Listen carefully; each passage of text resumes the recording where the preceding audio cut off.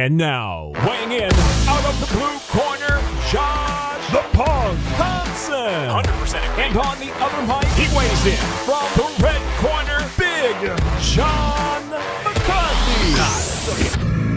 You got Monday, you got Tuesday, but the best part about Wednesday, Josh Thompson, is the newest edition of the Weighing In podcast. We have got some things to really talk about. We got the UFC coming up. We got a Bellator coming up.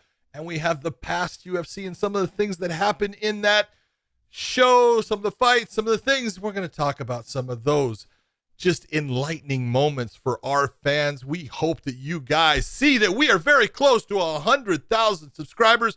We want you to take your kids, take their phones, subscribe, talk to grandma, make sure she subscribes. We will actually do something special for them so they will enjoy the show too. Am I just talking too much right now? Usually it's me, and I'm actually kind of nice that you're doing it. I'm on track today. I am well rested after this long weekend, and yeah, man, I was just in a slump, man, over the Saturday, Sunday. I actually woke up late and just all sorts of stuff. I was exhausted from the weekend. So it came across, I think probably I heard some people. I heard some people. Well, there's nothing wrong with little people. Yeah, there's nothing wrong with little people. But I heard some people saying like that, oh, Josh had low energy today. Well, guess what, fellas and females? It's back! It's back. The energy is back. Boy. I am ready. I'm actually ready to hash this all out about even some Saturday night conversation because you guys all know because I read in the comment section. Josh, have a good read. I love it. I love when you guys do that. You guys write that. You guys write and still. You guys talk about how great our show is. And so I go through and I try to like as many of those things as I can. But man, the comment section's been blowing up. We've had about 2,000 comments I think already, and it's only been a full 24 hour. Or sorry. Been a little bit longer than that because now this is going to drop on Wednesday. Oh, there you go. Very good. Smart move. Very good. Very good. Very good. But good stuff, man. I think I want to get into one thing real quick to talk about. We're going to talk about the Chandler and Oliveira fight because I want to recap that a little bit because there has been some stuff with John Anik came out. There was questioning a little bit of the scoring, but I first want to get into this about the Michael Chandler thing. You guys, I don't care whether he wins or lose, and I don't care if he came from Bellator. Chandler and I do not like each other. We have a very strong dislike for each other. I do not care whether he would have won or lost. I'm actually super proud of Charles Oliveira. I thought he did a great job. But the fact is Chandler and I do not like each other. So, and no one needs to know why, what the situation is. We just don't like each other. And I could care less whether he won or lost. It was a great fight. But I also am somebody that likes to give the guy credit when credit is due. My personal opinion is I thought he was going to come out using a little bit more of his wrestling and sticking and moving with his punches and his combinations. He came out trying to knock Charles' head off. And that to me was the downfall of what saw. And you could see it right from the beginning. He was reaching, lunging, leaving himself open. Think about this. Charles Oliveira took him down.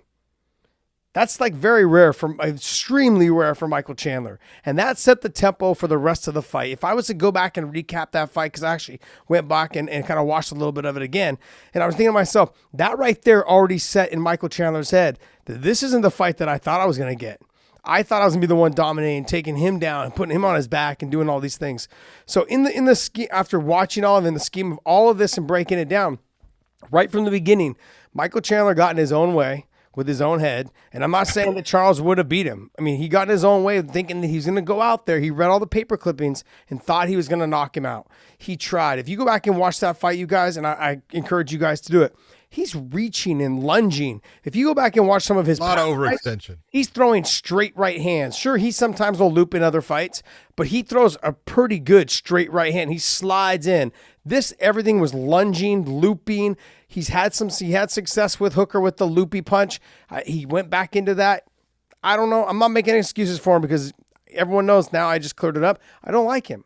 And so when it comes down to it, I don't care whether he won or lost. I'm just giving you my professional opinion when it comes to a breakdown of what I saw him doing and making mistakes. And I think once Charles was able to take him down, it changed the tempo of the fight and his mindset. Because like you said on Saturday night, he had an adrenaline dump. You saw him between the rounds. Like he was like, oh. And that has been known to happen to him for years. He is someone that does not know how to fight at a pace. He fights at a faster pace and he can recover. And that's just what he's always done. in that fight, I think after that first round, he had a great first round after the first 2.5 minutes, like we were talking about. But when you get into the next portion, he came out, even in the second round, he came out reaching and lunging, left himself open and got countered. And that to me was the difference between the Chandlers from not even from before. He's done this before. He's just been able to get away with it through his athleticism. He wasn't able to get away with it here because Oliveira had a very good game plan. Stay very tight with his defense, cover in front, and I think that's another reason why Chandler had to sort of loop in, is Oliveira kept blocking straight down the middle, and so if anything that came straight, he blocked, and so Chandler started going loopy, and when he started throwing loop punches, it just starts making you more tired. He started missing. Oliveira was using that push kick to keep the length. Charles did a great job, and I'm not going to take anything away from him whatsoever. I thought it was a great fight. But the last thing I will say is, for all of you guys that said, Charles won, and, we told you, if you guys all knew, you guys should have went to Vegas, because I'm sure none of you guys predicted that Charles was going to knock out Michael Chandler. You guys calm down, okay? I thought it was going to be the other way around, where that Chandler put it on him in those first 2 rounds, and I even said, after 3 rounds, into that third round, 2.5 rounds, I could see Chandler start to slow down and Charles start to take over. And I could have seen that happening had the fight went that long. But none of you guys predicted that Charles was going to win this fight. Don't try to sugarcoat it in the comment sections, you guys. Come on, we know the reality. You guys man. You guys all picked him to win by submission, just like I would have picked him to win by submissions, except the problem was I didn't see that happening, knowing that Michael Chandler's never been submitted. And until someone submits him, and we saw that in the first round too, John. That first 2.5 minutes, he had his back. Chandler's very good at escaping these type of submissions. So, but if you guys all had it, you guys should have been in Vegas betting big money. You guys should all be millionaires now, but you're not. You want to know why? Because you're all just attacking me after the fact, after we all know. Hey, hindsight's 50-50, baby. We all know the real deal. We all know. But look, we're going to see this. I think there's a good chance we can see this fight again. Do you feel better now? I do. I feel fantastic. Good. I'm glad. I feel a lot better. But let's talk about the annex situation. Let me say this about Oliveira. I want to say I don't think we gave him enough praise for how well he fought in that fight, because he did get hurt. He got hurt in the latter part of that first round, and he was hurt for a second. And it was all the training, all of the technique that he used to keep himself safe during that time, to get himself back and collected. And if you go back and you watch his stand-up, he was so technically sharp, very tight in his defense. And you're watching these things, and when you're talking about Chandler and that, the shot that put him down was a left hook, and he overextended, and that left him open. And there was some still pictures that were in there, and you see Oliveira landing like a straight right hand, and you see this hand right where it's supposed to be. Everything's just tight and well done, and that's a guy who's going out, trained hard for the fight, and is just implementing that game plan that they came up with, and he did a great job. He fought beautifully. The last thing is there is no he's a Bellator fighter. Michael Chandler is a UFC fighter. Yep. Okay, he fights for the UFC. He fights for that promotion, and just like there are guys in Bellator that used to fight in the UFC, they're not UFC fighters, they're Bellator fighters. That's the promotion they fight for. So when Michael Chandler is fighting, I don't look at him as, he used to fight in Bellator. It doesn't matter. He's fighting in the UFC. That's where he's contracted to fight. That's where he's getting paid, and the best of luck in everything that he does. And it's no different than, I work with all these guys. I like most of them. There's very few guys that I actually ran into in the fight game that I thought, you're just an idiot. Very few. And Michael Chandler was, always a good person to me. Charles Oliveira, super nice guy, as nice a guy as you will find. He looks like a school teacher in the back. When he's warming up, he's having a good time. He's usually rolling with Patino and just, having a good time, laughing. He's just a good guy. So this is not about caring who wins. Yeah. I have no skin in the game. Yep. It doesn't matter. I just hope that it's a good fight. That's all I care about. And that was for a round and 20 seconds. Yeah. It was a great fight. Yeah, I think people need to understand that exactly. Like don't, unless you're got no skin in the game. I don't care. Khabib, like Trevor Prangley, anybody that's different. You got skin in the game. I've got skin in the game. I'm going to go for them. The rest of the time, guys, I just don't care. Like that's the thing. That's what's going to make my point, what I'm trying to say come across is that I'm not biased in that area. When it comes to my friends, I'm a homer, and there's no way around it. You guys know that. You guys, and I'm gonna be upfront with you guys. I'm gonna stick with my guys, okay, and that's just how it's gonna go. But the rest of them, no, I don't care. If I'm picking somebody, it's because I really believe they have a chance to win based off the skill level. And look, in that first round, after you guys after that fight was done, after the first round, how many people were like, "Damn, Josh was right." And then guess what? 20 seconds into the second round, everyone's like, damn, Josh was wrong. You know what I mean? Like, that's the game, though. That's the greatest thing about this sport. People want to talk about it, but that's what makes this sport so much fun. That shit very rarely happens in boxing. That type of stuff, there's so many ways to win in MMA, and people don't. So many ways to lose. So many ways to lose. And so that's what makes this so great. Because at the end of that first round, I was like, this is going exactly the way I thought it was going to go. I thought Charles would come out, touch him a little bit, try to pull. I thought he was going to maybe try to jump to guard, and try to work his submissions from there and just try to get him early while he was still dry, while Chandler was still dry. But then he was going to get stuck on bottom. And I was like, oh, that's not a good place either. So there was a bunch of things that I was trying to figure out how Charles Oliveira was going to get Michael Chandler down for the submissions. Because I didn't see, and I don't think anyone saw him knocking out Michael Chandler. There's no damn way. Like people, sure, there's things that can happen. I was thinking maybe like a push kick up the middle because Charles has such a good push kick. I was thinking maybe a push kick to the face and then, getting to him. And then I thought maybe in like a scramble, he jumped to his back and was able to catch him clean. I was thinking along those lines. And I had said this, even the week before when we had talked about the pre-fight when we were talking about all that stuff. I said, I can see him catching him in a deep guillotine, like real quick off the bat, like something that Michael wasn't ready for, or rocking him and then jumping to a submission, and then it's just too late. Chandler wouldn't be able to escape. I saw that type of thing going. Maybe an ankle lock somewhere in there, only because. Yeah, I didn't see that one. Yeah, because the reason why I said maybe an ankle lock was because Chandler's got them skinny like calf legs, kind of like down below. He has a lot of problems with people leg kicking him. You saw that right off the bat with the very first calf kick. It dropped him. So. But let's get into Anik. You were talking about John Anik had a question, and I don't know if it was geared towards you, but it was about the 10-8 round, 10-9 round.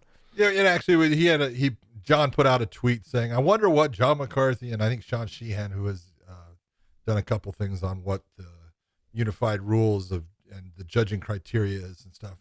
And he was asking basically about the first round.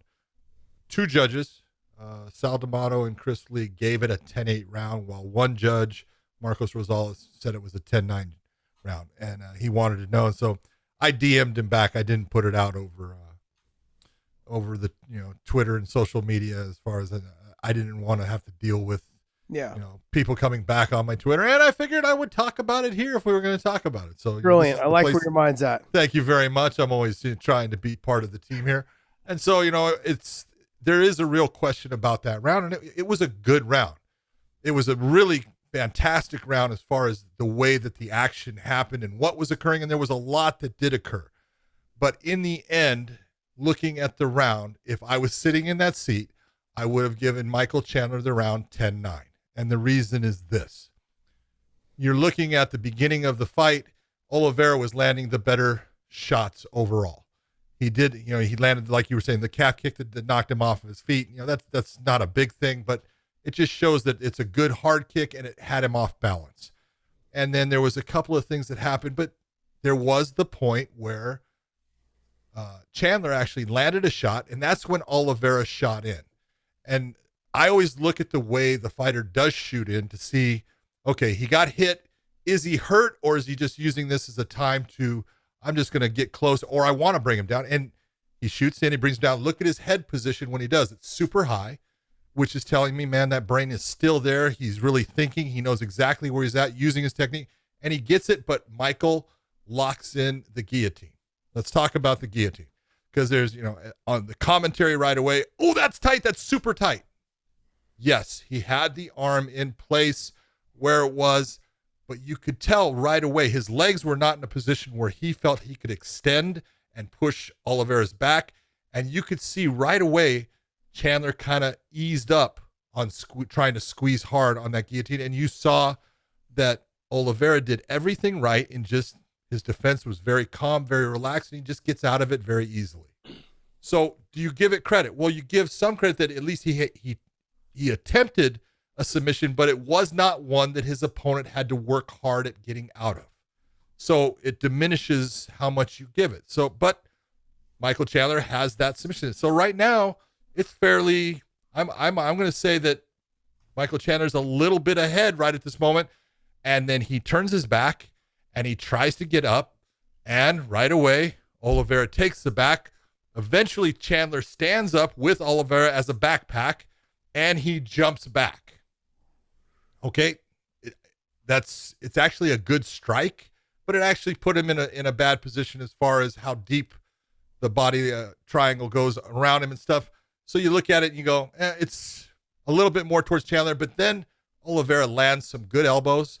He lands little shots and stuff, doesn't really get into any kind of submission, but he basically takes the lead a little bit with the elbows, because at this point you have, let's say a minute of time, maybe a minute 15. I'm not exact on it, but you have zero offense from Michael Chandler while you have offense from Oliveira. That's a long time to have one guy that's landing some strikes, some of them good, some good elbows, and one guy not landing anything at all. So at this point, Charles Oliveira is leading in the round.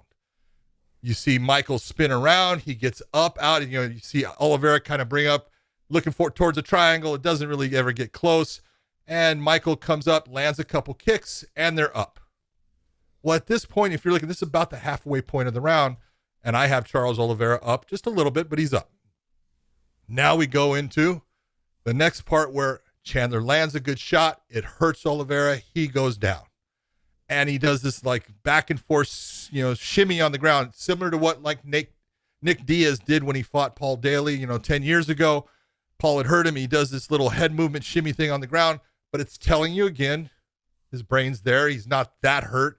He does get hit with a shot while he's down there, and that's when he turns to his back, which is, again, you're looking, saying, okay, he's a thinking fighter. That's a good thing.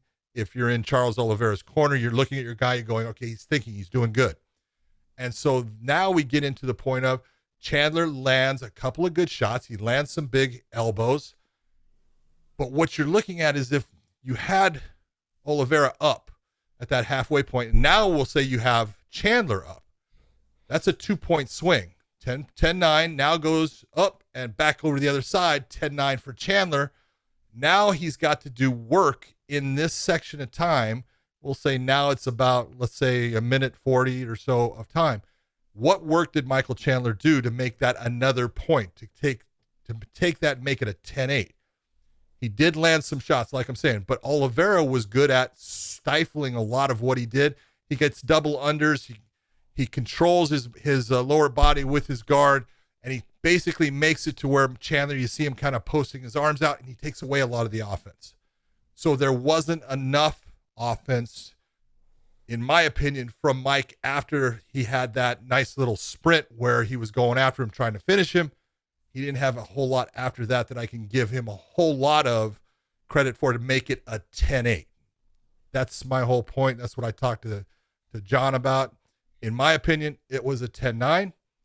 It was, if you had a half-point system, I would be okay with someone saying that's a 10-8-5.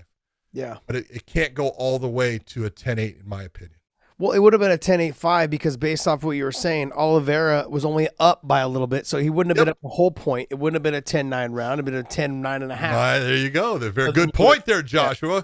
So, see, I do pay attention. Look at the big brain on you, baby. Oh, hey, it's surprised what happens when you get some sleep. But yeah, I honestly, when we were talking about this off air before we came on, I said, I could see it being a 10-8, but I really wouldn't care if it was a 10-9, and I don't care if it was a 10-8 either way. But like and what we would prefer is the half point scoring system, because like you said, if Charles was to win that round at 2.5 minutes, he would only won by half a point, not a full point. It's just too much. So if we were ever to do it, it should be a half point system, because then It makes it easier for fighters to come back, especially in a 5-round fight, saying that, well, he really only won it by a half a point. Now it's easier for me to get him up by another half point against his opponent. So I thought it would be, I could have seen it being a 10, like you said, a 10-8.5. Not a full 10-8, but a full 10, like a 10-8.5 would be nice. You know, there's a whole lot of things that have happened with scoring, and there's this whole thing about 10-8 rounds right now. And I'm going to be honest, there's certain people that have created problems for the judges. And that's that we had a big push towards people wanting 10-8s. And then all of a sudden there's a big push. We don't want 10-8s. And you have these judges who are in a position that they're working for all these athletic commissions, and they want to make their bosses happy. And so if they work in one location, they know that guy wants 10-8s. And they're working in another location. They know this one is, hey, man, you know, it's got to be a really dominant round and everything. And so now what you're doing is you're creating this situation where you're not consistent. Consistency is the key to being good. You cannot worry about, are they going to hire me again? And that's the problem. There's a lot of people out there, they're worried about getting their butt put in that seat. Am I going to get hired for the show? Am I going to get that fight? And you cannot do things based upon wanting to make certain people happy. You have to do things based upon, this is the way I call it. This is the way I call it every time. It doesn't matter who it is, doesn't matter what it is. I call it the same because consistency will make me right. It's going to make me so people know exactly, oh, in this situation, that guy's going to give a 10-8. In this situation, he's going to give a 10-9. You cannot have, and right now, this is what's wrong with our sport. All these kingdoms, all of these people in charge of their athletic commission, and they can't agree on a damn thing. And then they have all these people that come from different locations, but they work all these different locations as judges. And then they have the UFC who wants it a certain way, or Bellator wants it a certain way. And it's a mess.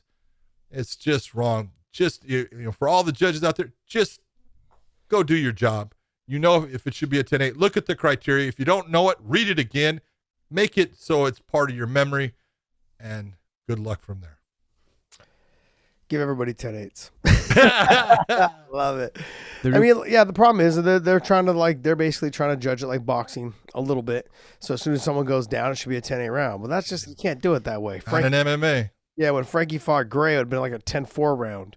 You know, one of those crazy. Well, yeah, it's funny because you just look at boxing, and this is the truth of it. I used to judge boxing all the time, and you know, you get a knockdown, it's a 10-8. So you get a second knockdown, it's a 10-7. You get a third knockdown, it's a 10-6, but the referee lets it go on. And you get a fourth knockdown, it's not a 10-5.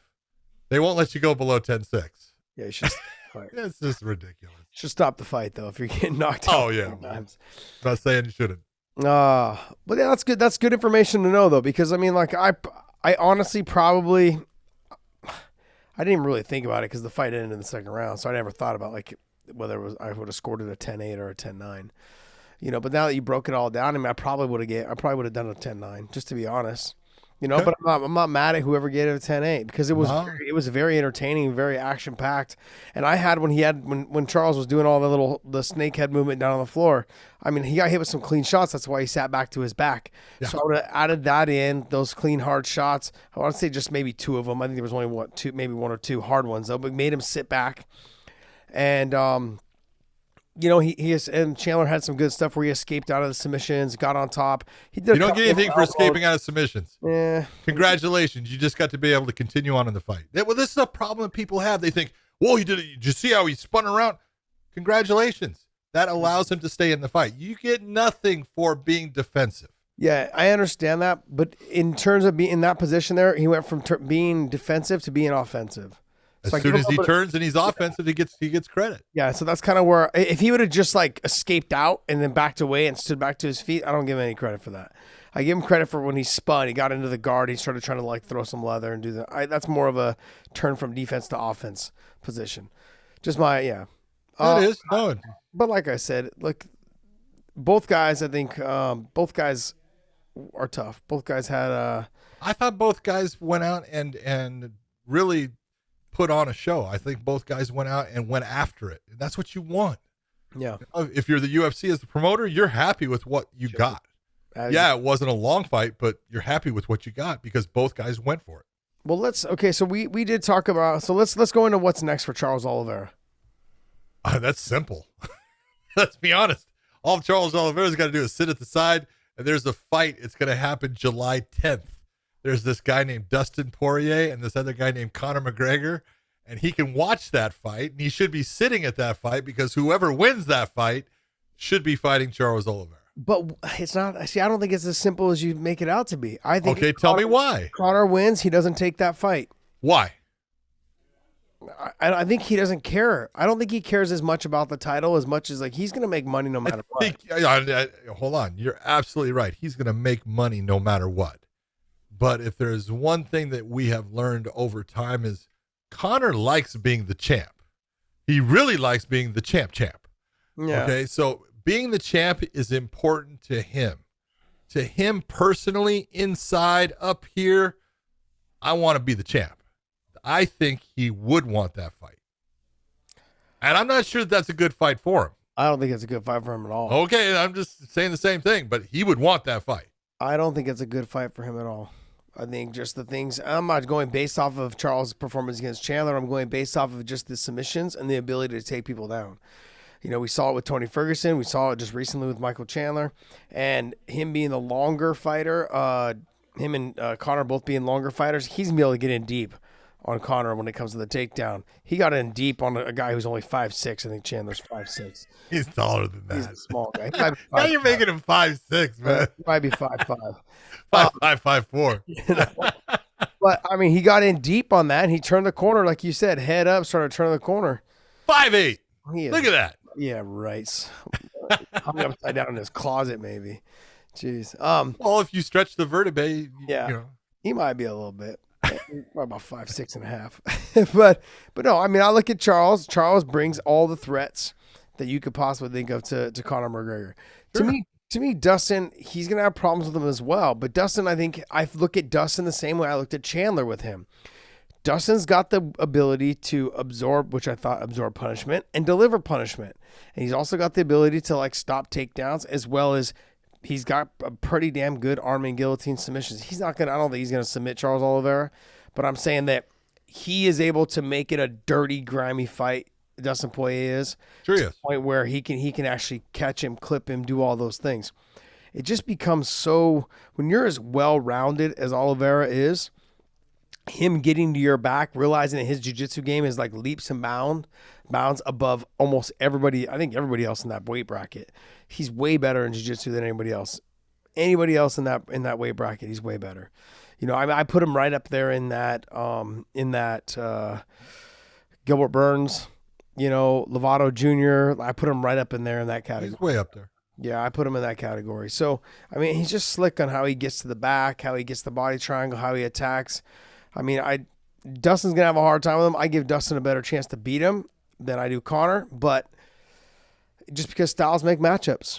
Styles make matchups. We know that. But so there's a guy out there that I would really like to see him fight for that title, but he's not gonna be there for a while. But you talk about style matchup, Islam Makhachev against Charles, that would be a hell of a fight.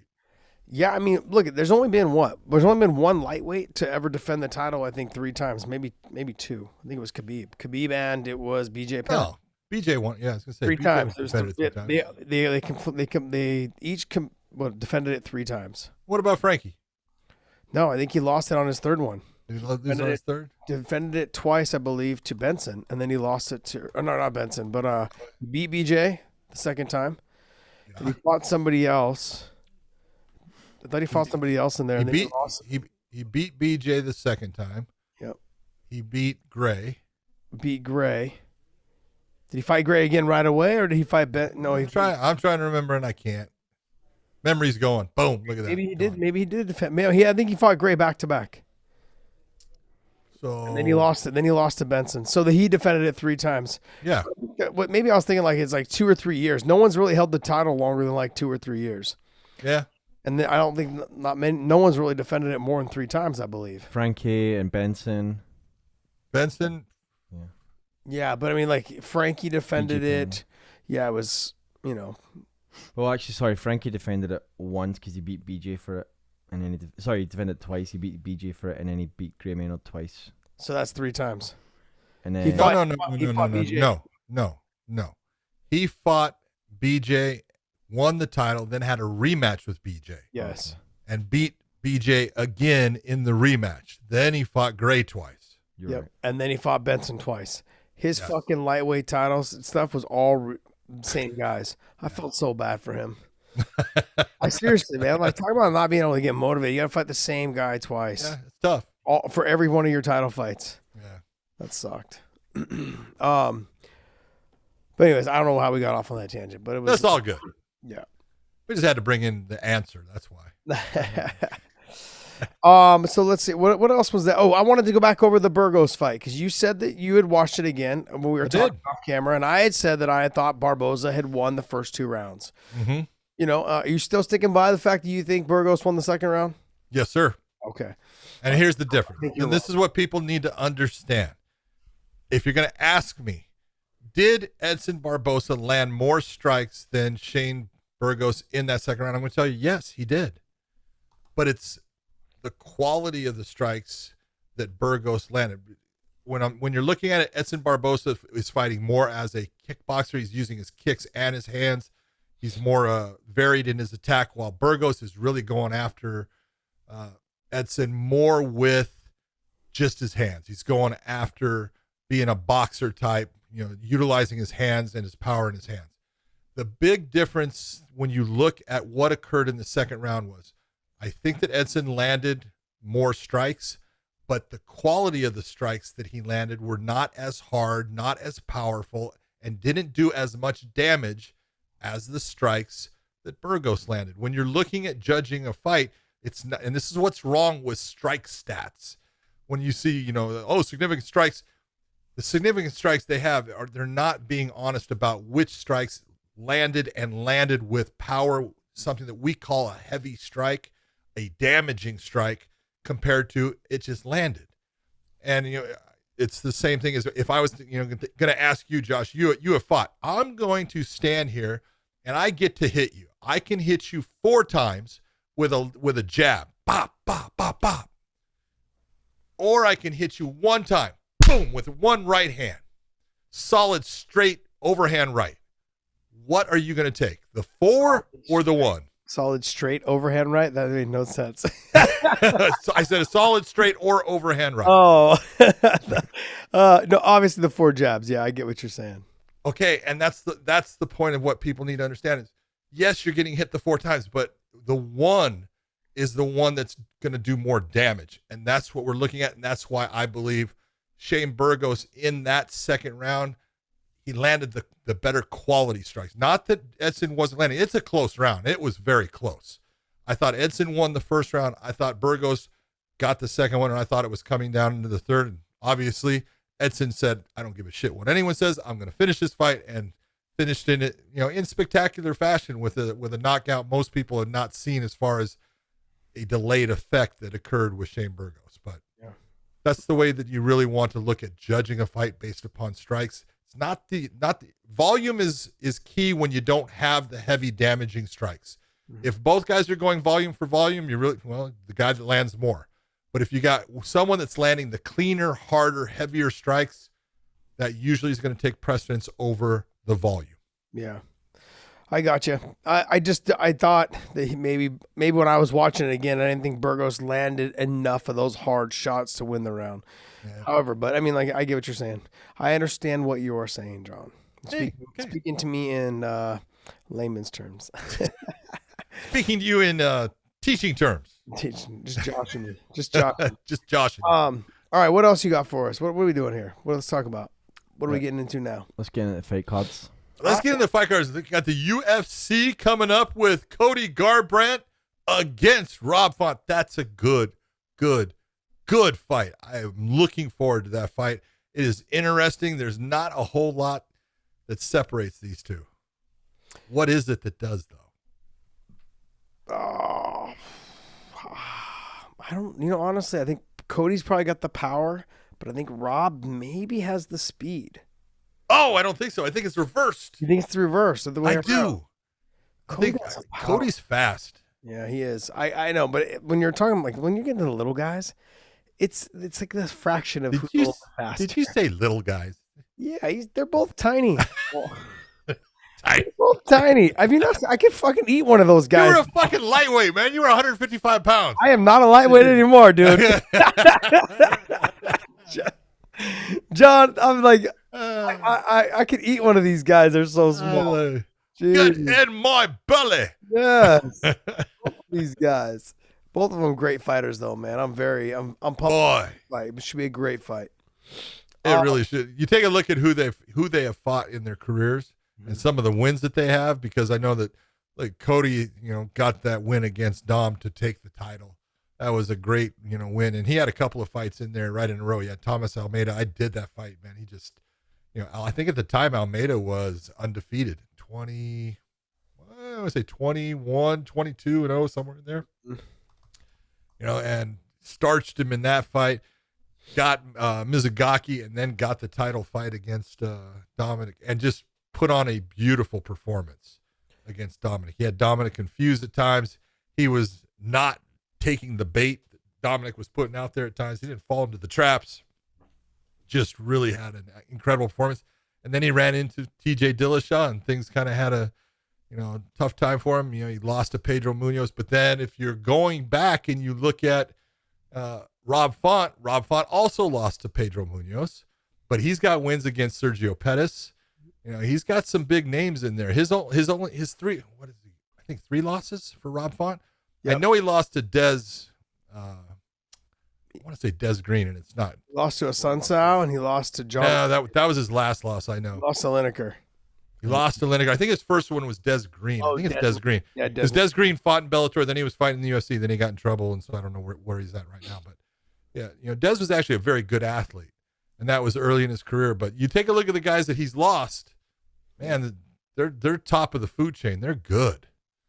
Rob Font is good, and his last fight against Marlon Moraes, man, he ended that in the first round. He is a stud. I enjoy watching him fight. Yeah, he's tough. He's fast. He's very dynamic. He does a lot of things really well. Cody, look, I've said this forever. Cody let TJ Dillashaw get in his head. Yes. After that happened, agree. With the Pedro Munoz fight, he kind of let that same thing carry over. I'm going to show everyone I can continue to knock people out or drop people or do this, do that, and it just got to him. But then when he went back and started fighting, when he went to go fight a Sun Sao, it was a different fighter. He's somebody that he fought more composed. He didn't get into the slug match. He was okay with backing away and then coming forward and changing the angles. Even in that fight, I was a little concerned because he started kind of like letting his hands down, a little bit of showboating, but then he was able to land the clean shot and then got the finish, and it was all over. And I wouldn't say it was showboating. What I'm saying is the way he kind of like he's so relaxed in there, he lets the punches come from different angles, and he had success with it. But I mean, like, Cody, all he's got to do is just do what he did with Dom.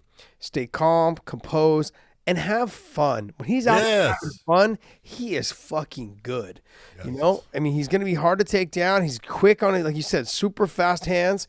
I'd like to see him kick a little bit more because mixing those kicks up with his hands, he's nasty good. He had a little bit of success with that against Dom in terms of like it kept Dom guessing. I mean, and his hands and punches come from different angles. He's got the speed to get him there. Rob Font's got to make sure his chin is tucked and his hands are up, to avoid that shot. So, I mean, what are you saying? You're saying that Rob Font has more power? No, I don't think. I think Rob Font has the better chin. I'm just going to be honest. He's never been knocked out. He's never been stopped in a fight other than a submission. I think he got guillotine choked by was it Pedro guillotined him or something? I think Pedro guillotined him. But other than that, it's decision losses. And so I look at what he has coming into it. I think as far as confidence, he's as high in confidence. He's on a 3-fight win streak. Pettis, Ricky Simon, and Marlon Moraes. That's 3 incredible fighters right there that you've got wins against, you look good against. And Cody's coming in, and Cody's feeling good too. He's coming off of that win that he just got against the Sun Sao. That was a big one, but that's only 1 compared to the 3. So I'm looking at speed-wise, Cody Garbrandt's as fast as you'll find. I think Rob Font is close. I don't think he's quite as fast. Power, I think Cody's got a little more power, but Rob Font can smack, so he's got power too. If it gets into that gunslinging battle, even though Cody's got the more power, I believe, I think Rob Font's the guy that can stand there, bite down on his mouthpiece longer, and hurt Cody more than Cody's going to hurt Rob. Yeah, when I look back at his 3 fights though, with TJ and with Pedro Munoz, he threw the same combination against those fighters. He threw the same combination. When he got rocked and he got hurt, he took the punch on the chin 2 times. Then on the third one, he finally got dropped. So it's not like he's got a bad chin. No, he doesn't have a bad chin. I'm not saying that. I'm just saying I think Rob Fonts is actually, he's just stronger there. I've seen him get hit with freaking just missiles, and he takes a step back and then comes back forward. Yeah. Take a big shot. My take on the Cody Garbrandt situation is like, look, if you get clipped, put your hands up and your chin down and circle out and there you go. Another day. Don't stand there and just get into that gunslinger. Like, you know when it's a good shot. Why continue to keep going? Cover your hands or cover your head and get out. Cover your chin and get out. And he got caught up in that TJ Dillashaw moment, as well as I think with the Pedro Munoz situation. If he wants to move back into that title contention, he's going to have to stop doing that. And I'm not Gotta fight smart. He just got to fight smarter, and that's it. I think had he circled out and kept, he probably would have finished TJ Dillashaw. Had he circled out and kept fighting, there was a good chance that he could have put TJ away, because he had TJ rocked slightly before that. Well, he could have put TJ away in the first fight if the round was longer too, because he hurt him bad. Yeah, that's true as well. So I mean, like, he has it. He has all the tools to do it all. No doubt about it. Champion, and I think he can get back there as long as he fights a smart fight. I think he can do that. I mean, realistically, I'm looking at this card, okay, and I'm like, there's not a whole lot that really makes me interested. There's one fight: Jack Hermansson and Edmund Shabazian. Ooh. That fight. That doesn't make sense to me if you are in Shabazian's corner. Why? Doesn't make sense to me at all. Stupid. I'm sorry. The fight? Yes. Why did you take that fight? It's a chance for him to get to the upper level. Okay. What happened in Edmund Shabazian's last fight? He just did too much. He did too much, and who'd he fight? I'm trying to remember. Derek Brunson. Derek Brunson. Just put it on him. Put it on him. Okay. It was a learning experience. Well, it's a learning experience for a young fighter, okay? And these things happen, and you go in there thinking that you're, unbeatable, and, you've got this great, 11-0 record at the time, and you've just been smoking everybody, and you're 22, 23 years of age, and then you run into that guy who is just durable and tough and has some experience, and it's okay if I lose minutes in this round, it doesn't matter. And he eventually then just starts putting it on you, and you look, and I'm just going off of the fact I believe, I could be wrong, but I believe Derek Brunson was ranked somewhere around 7 when Edmund fought him. Okay, what's he ranked now? 5. Okay, now he's 5, and so now you're going to go right back into that jump and take on a guy named Jack Hermansson, who is also ranked 7 now. Yeah. Who's coming off of a loss because he was higher. Why? It just doesn't make sense if you are in that position of being in his camp. Why are you taking that fight against a guy who he's solid in the stand-up? He's got, he may not have any belt. I don't care. The guy's got submission skills. He is tough. He is talented. He's tricky. I just look and say, what is the rush? 23 years of age. Why are you rushing this? Time is a good thing with this kid, and experience. And when you're putting him against, how many fights does Hermansson have now? You're putting him against someone like Hermansson who has, 27 fights. 27 fights. Damn it, dude. It's just called being smart. I just don't see it as a smart move to fight Jack Hermansson at this time. I could be wrong. And look, I'm being on. Edmund has got the skills. He can beat anybody. The kid is absolutely talented. I just look at, I don't care who you are. When you are young and you're fighting guys that are men, all right, yes, he's 23. 32, there's a whole lot more there mentally than there is at 23. Were you better? Were you smarter at 23 or 32? I was brilliant when I was 23. So. Exactly. That's what you thought. And you were a dumbass, just like me. And that's just it. I just looking at it's like you're I don't know. I just don't see the rush with this kid when he is talented and he can be very good. Yeah, let me explain it, I guess, a little bit more terms of business wise. Is that at 11-1, you need to fight as many of the, at 23 years old, 11-1, fight as many of the easiest fights you can until your fight contract makes you a ton more money. Then fight those Hermansons. Because right now, I can almost guarantee you're probably on a 40-40 type pay scale, which is garbage. So you're probably going to make 40-40. If you lose this fight, you'll make 40 grand to fight someone who's ranked in the top 10. Not smart, man. If you're the coaches, if you're yourself, what are you doing? Wait until your contract is to the point where it's like 100 and 100 or 150 and 100, whatever it is. Now start asking for those top 10 fighters. And don't get me wrong, you can break into it, but break into that top 10 right around the time it's your last fight on your contract, or your second to last fight on your contract. So it's like, hey, I got this one. After this one, I'd like to give me one, not really give me one because there is no give me ones, but give me somebody that, that I know I match up well with so I can get into my next contract. That, they're not going to always do that for you, but if you're eager in that towards the end of your contract where you want to make more money and you're saying, hey, I want to fight the best guys, but I want to get paid a little bit more. I've dealt with the UFC and I've dealt with Bellator. I've dealt with all these other promotions. They're okay with that. They're okay with, look, this kid's 23. We can build him.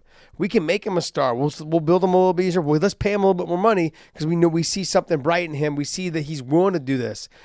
But I don't know how many fights he has left on his contract, but at 23 years old, if it's not your second to last fight on this contract, you should be asking to fight someone like Hermanson, like 100 and 100, 120 to 120. You should be making close to $200,000 a fight. And I can almost guarantee you're probably not. So if you're not at 23 years old, if you're not making those business decisions, those right ones, you're going to be broke pretty soon. And it's not so much like in terms of broke, but 2 losses in a row sure doesn't help your cause in your next contract negotiations. So, I mean, it's a tough pill to swallow. Sure, you lost to 2 top 10 guys. That's not the point. The point is if I'm a promotion looking at you, I'm going, you just proved to me you're not a top 10 fighter. So so when it comes time to renegotiate, well, let's see. Okay, let's go back up to can you pull up the rankings? Let's see who you can beat in the top 15. So if we're sitting here, can you beat Brad Tavares? Maybe. You could probably beat Brad, maybe. I don't know. But can you beat Kevin Holland? It's a good fight for you, though. Yeah, can you beat Kevin Holland? Yeah, maybe. Maybe not. Maybe not. Sean Strickland? Maybe. Possibility. I mean, Chris Weidman, probably anytime. Because Chris Weidman's not fighting right now. Oh, man. Hey, dude, he's walking, though, and you got to give that dude credit. I tip my hat to that. I love that man. Jeez, man. Way to go, Chris. Man, you are a tough dude. But you're going to tell me he's going to beat Kelvin Gastelum. Ooh. I don't think he beats Kelvin. I think it depends on what kind of night Uriah Hall has. But, I think there's a chance he could beat him. But speed, athleticism, and kickboxing itself. And experience. And experience, yep. Because Uriah Hall was that younger guy who was so talented in everything. Mm-hmm. And it's not easy. Nope. The pressure, everything is not easy to deal with. And the younger you are, the harder it is to deal with. Especially if you're coming off losses. Now you just start in your mind doubt messing with you. Start doubting everything. Doubt's a bitch. Yeah, and it just starts wrestling with the way you think you should fight, and that's not who you are. And so I think he should have got another win somewhere in there. And then, okay, you know what? Let's go ahead and try to get after Hermanson or Uriah Hall or somebody else. But hey, like you said, who am I? I don't put that much on the corner as much as I put it on your management. Your management. That's what I'm saying. His people. Yeah, he's got to figure that out. I mean, outside of the rest of the card is, when I'm looking at it, I'm like, all right, there's some names on there that I haven't seen in a while. Court McGee, I haven't seen him in a while. Ben Rothwell, I haven't seen him in a while. Who else? I haven't seen Felicia Spencer in a while, but she's 8-2. She's fighting Norma Dumont. Norma Dumont, that's not a good fight for Norma Dumont. Although Norma Dumont is good on the ground, so it'll be good. Tafa versus Vandera. And then we've got Carla Esparza versus Jan. Carla's just gritty, man. She is gritty. She's just But gritty. she always looks like she's scared to death Yes. when she walks in the cage. I don't know if she likes fighting. I don't either, because I've seen every fight she does the same thing though, and she keeps coming back. So I got to say, it's just the look that she has.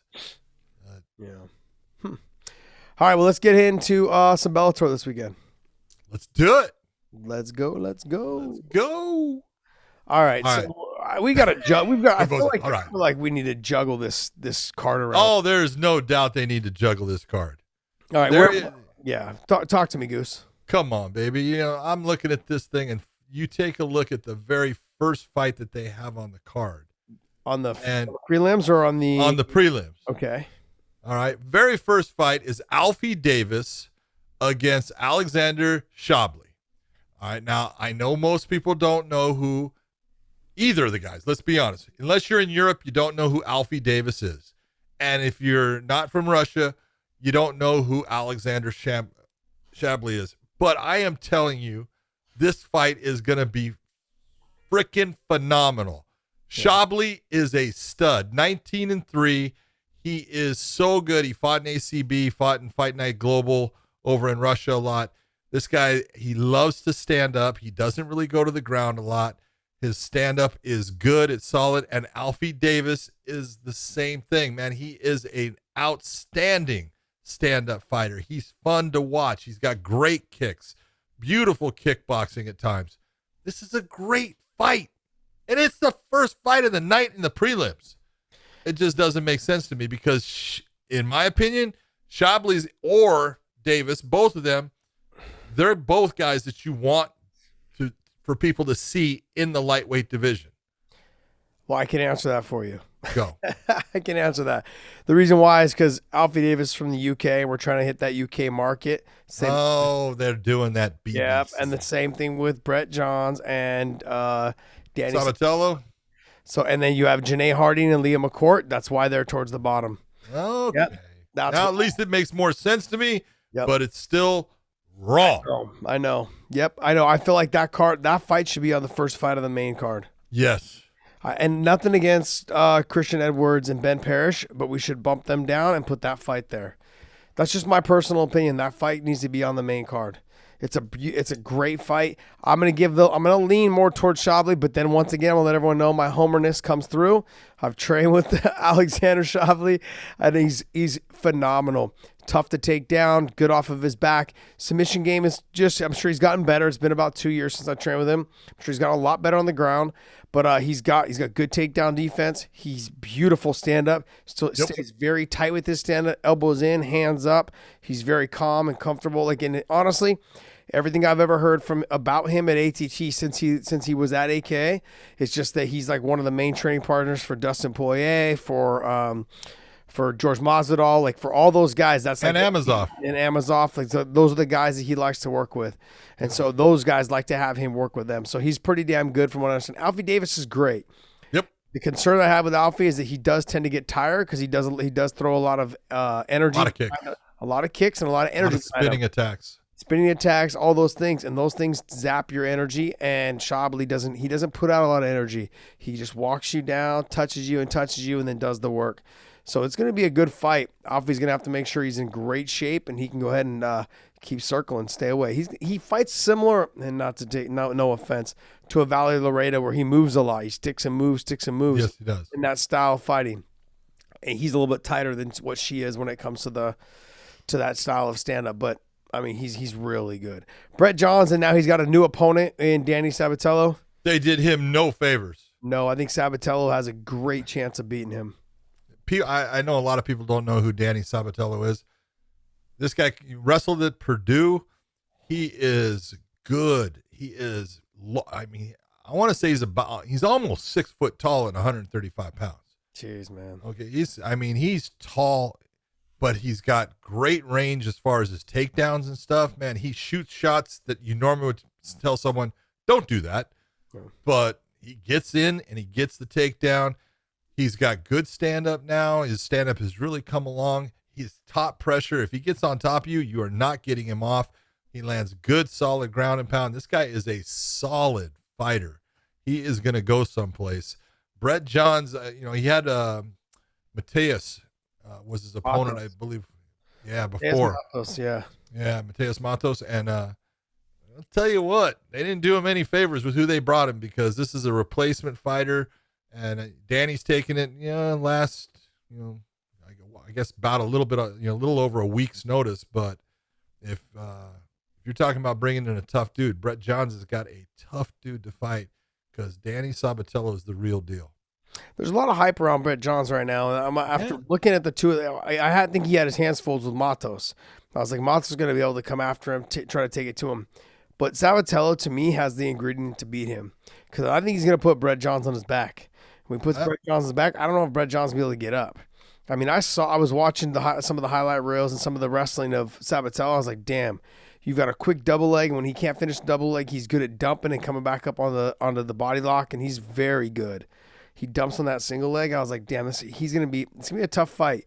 It may not be the most exciting fight, but then again, I look at it this way too. He took the fight on a week's notice, a week and a half notice. He's gonna do whatever he can to make sure he gets the takedown, control the position, and get another fight back into Bellator. So I think it's gonna be a good fight.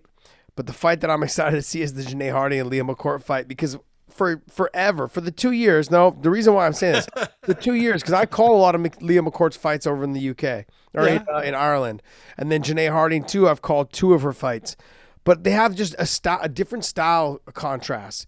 Janae Harding is all on the feet mainly, but she's gotten so much better on top position now. Yep, she's okay with getting the takedowns. Her ground and pound's pretty nasty now, and I believe her last fight was stopped due to a cut because she'd cut one of the girls open that she was fighting. Leah McCourt, phenomenal on the ground. That was a decision. She had one where she had cut somebody. Yeah, there you go. Yeah. So but the thing about that decision win that she had against Jessie Mealy, is Jessie Mealy she's a black belt in Brazilian Jiu-Jitsu. She's got a ground game. Yeah. And the one place that you didn't think you'd want to see Janae Harding was on the ground with Jessie. She was on the ground for a lot of that fight, and she just beat her up. Yeah, and that's the one thing after calling Leah McCourt's fights is that I look at she's good at her judo. I want to say she's a brown belt in judo, and she's good in terms of her throws. But when she does her throws, she puts herself in position sometimes, because a lot of her throws come with the overhook. I'm going to take her back. She leaves herself in position to get her back taken. And so when she steps over, sometimes gets the mounts, and I've seen her in some jiu-jitsu scrambles, some grappling scrambles, and she's not as comfortable in the grappling aspect of it as Janae Harding seems to be. So in terms of who's grown more, I would lean more towards Janae Harding. But Leah McCourt, I've counted her out a couple times, and she's come through. She's been gritty. I've seen her dead to rights caught in an arm bar, and she's wiggled out of it and got on top and finished the fight. So she's good. She's tough. She's good. She's gritty. I mean, it's going to be a fun fight for me, I think, because like I said, I've called a couple of their fights, in terms of in that UK and in the Ireland market. Yeah. Like, you develop like relationships with a lot of those fighters because they see you all the time, and you're always over there in their country calling their fights. So I'm pretty pumped to try and get back to there. Hannah Guy and Valerie Loretta, that fight coming up. Loretta coming off 3 knockouts now? Yeah. For someone who's like so small, she possesses a little bit of power. She can swat, man. She comes from that Taekwondo background where you're figuring, she's got kicks, not going to be good with her hands. She's actually good with her hands. She comes to fight. People can say whatever they want about Valerie. I love the fact, man, she has got game. She comes to fight. She's aggressive, and she wants to finish the fight. She wants to put you away. And right now she's been successful with, in doing that in every fight she's had. So she's fun to watch. And then she dances at the end too. So that's all good too. The funniest part was, no, she did have one decision win, I think. Yeah. Did she have one? Did she have one go to the decision? Middle. Yes. in the middle. Anyways, look, when John, after her last fight, she ran up to us and she's like, "Yeah, follow me on Snapchat." And John and I looked at each other like, "What the fuck is Snapchat?" I don't even know what Snapchat is. Oh, Chapsnat. Chapsnat. Follow me on Chapsnat, whatever it's called. What else? What other fights are you looking? Grant Neal and Tyree Fortune should be a good fight. It should be a really good fight. That's Grant Neal. He's so compact for for the size that he's fighting at. Being light heavyweight and stuff, but he's strong, man, and he gets on top of guys, and he's just getting better. You're looking at him. He had a lot of nerves in his first couple, and he was going, but Tyree doesn't fight enough. Yeah, just doesn't fight enough. I don't know when his last fight was, but it has to be now over a year again. He always is seeming to, his fights tend to fall out. He won a split decision against Chuck Campbell. I actually thought Chuck Campbell won that. I thought he won that fight, and that was back in 2019. But it was he needs to fight more. They're both 5-0, so it'll be an interesting fight. Someone's always got to go, but Tyree's going to have to be a lot busier against Grant Neal than he was in his fight against Chuck Campbell. Grant Neal's gotten better every fight. Yep. Somebody that you can just tell is like he's putting in the work. The thing with him is he puts out so much energy in everything he does. He tends to slow down as the fight goes on a little bit. But he's a grinder. He's gritty. He'll get in there and mix it up, and he throws some heavy leather. So he'll do it all, and that's what I like about him. He may not be the best in terms of submissions and stuff, but he's not afraid to go out there and mix it up and put himself in a position to do some damage. But he's a fun watch. Yep. So I'm going to lean more towards Grant because he's also been a little bit more active, like you were saying. I think he's fought twice during the COVID era. Yep. What other fights you got on there? Well, I love Jaleel Willis against Macon. That fight, Mendonca this is like the LFA welterweight championship. I just got to say, because Jaleel Willis was the LFA champion, and he left LFA and came to Bellator. And now Macon has done the same thing. He won the LFA welterweight title, and now he's come over to Bellator. So it's the LFA welterweight title. We'll see who would have won. I think Jaleel Willis is someone who's really going to have a great career in Bellator. He's got good stand-up. He's got good wrestling. He's just athletic. He's smart. John, you turned me on to him. I was like, tell me about this guy, because I had never heard of him until he got to Bellator. He was supposed to fight Patricky. And I was like, oh, okay, tell me about him. I thought he was going to beat Patricky. Yeah, and I was like, damn. When I saw him fight his last fight, I was like, damn, this guy is really good. Yeah. He's so good. He's really fast. He stays composed. His punches and kicks and everything come out so clean.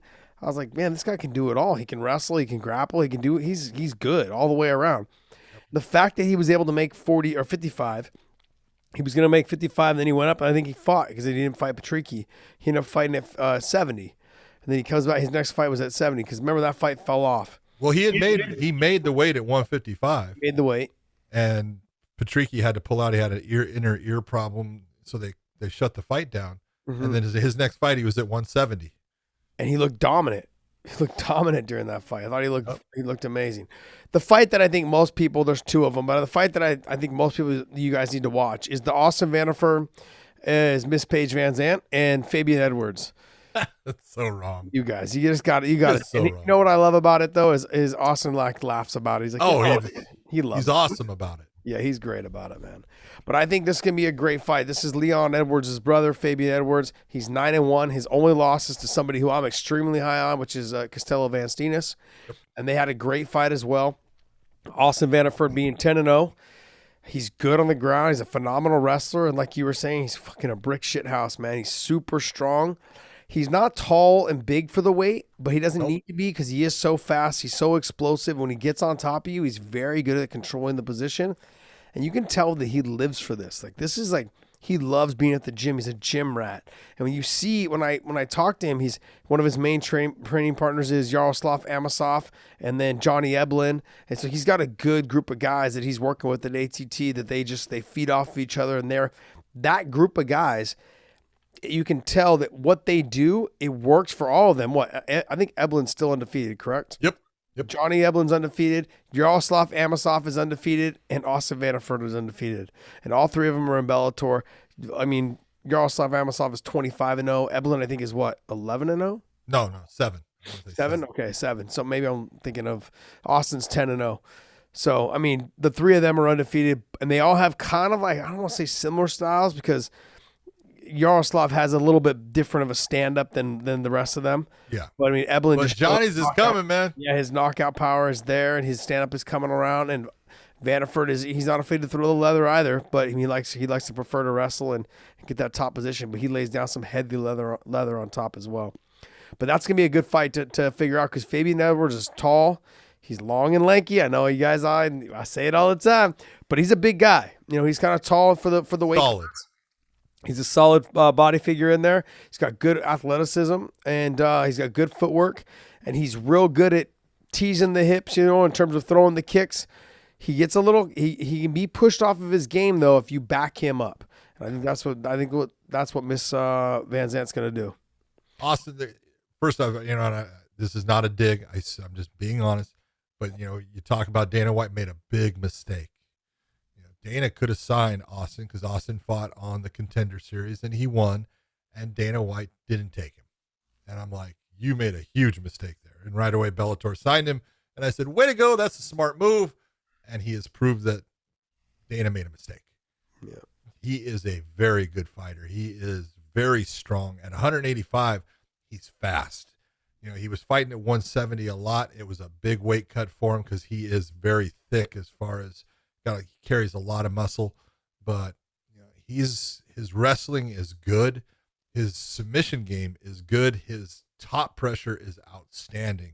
And this is going to be, can Fabian Edwards stay on his feet, hurt Austin Vanderford as Austin comes in? You know, but Austin throws his hands well, but he's got to make Austin pay for any attempts at trying to take him down. If he can do that and slow Austin down as far as his attempts at taking him down, he's got a chance at winning the fight. If not, Austin's going to take him down and he's going to pound the hell out of him on the ground. Yeah, I agree. If Austin Vanderford gets on top of Fabian and he can't get back to his feet, he's in a lot of trouble. A lot of trouble. Darian Caldwell making his return. Oh, sorry. No, you're right. I said, but let's be honest. Fabian is very similar to his brother, very athletic. Yes. And he is fast on his feet. He can move well. He kicks well. His hands are good. So getting in on him, it's not going to be fun. Yeah. Darian Caldwell making his return against Leandro Higo. Making his return to bantamweight. Yes, back to bantamweight, but also making his return after he has that loss to AJ McKee. Yep. Featherweight World Grand Prix. So he's back at bantamweight, and I believe the reason why he's back down is because there's a lot of hints and talks about the fact that there will be another bantamweight tournament here coming up. Not another, I should say. There will be. There will be the World Grand Prix coming up. I think after this light heavyweight one closes down. I mean, that seems to be the buzz. They are stacked in that division. Bellator is. They've got a group of just phenomenal fighters. Leandro Higo, I want to say, is ranked number 6 or 7, somewhere in there, I believe.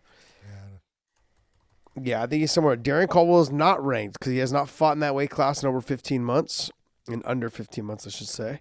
And, you know, and he spent his last couple of months fighting in the Featherweight World Grand Prix. So, where is he at? Leandro Higo's 6. Yeah, Leandro Higo is number 6.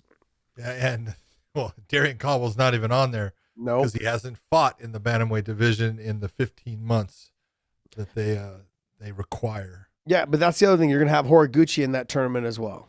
Yep. Well, there's some talent in that tournament. Yeah, at least I think that's the plan from what I understand.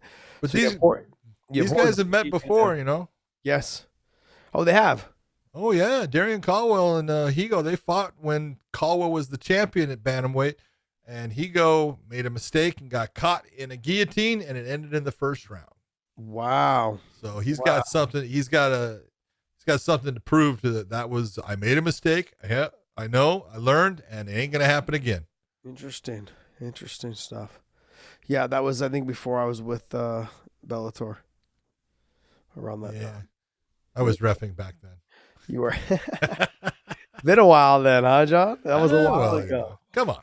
Should be a good fight, man. We're all getting older. I want to see how Darian is after coming off this loss, coming back down to 35. Is he going to get the weight down properly? Because he does tend to fade as the fight goes on. This is only a 3-round fight, so his wrestling pedigree and all those things. I've grappled Leandro Higo.